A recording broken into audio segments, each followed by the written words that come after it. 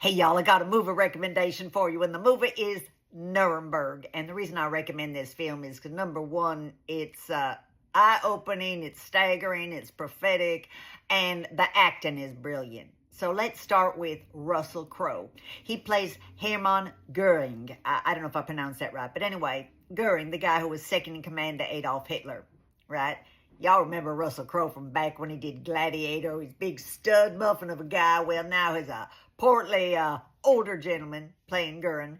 And, well, his acting's amazing. His command of the German language and the German accent and capturing the ego of Goering, the characters, he's just a pleasure to watch. I mean, it's fascinating.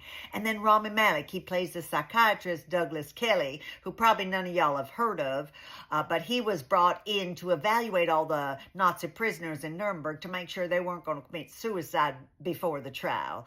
And his character is fascinating. The whole movie is about this relationship and communication that happens between Goering and the psychiatrist. And Goering says some things that'll make your eyes just roll. You go, oh my gosh. He talks about Germany's greatness, returning Germany to greatness, making it great again, you know, like make America great again. Anyway, his character talks about that. And Rami Malek's character, one of the things he says early on is if we could just really understand evil, we could make sure something like this never happens again. Y'all seen how well that's worked out, right? Anyway, so there's the relationship between these two gentlemen, and of course all the other actors, brilliant, wonderful acting, including Michael Shannon, who plays the lawyer, the Nuremberg lawyer, the guy who masterminds the whole idea of coming up with the Nuremberg trial. And his acting is superb. Quite honestly, I think every one of these actors needs to be nominated for an Oscar and for a Screen Actors Guild Acting Award. And I hope that the Screen Actors Guild nominates the whole cast ensemble for acting for Nuremberg. Anyway, highly recommend you see this movie.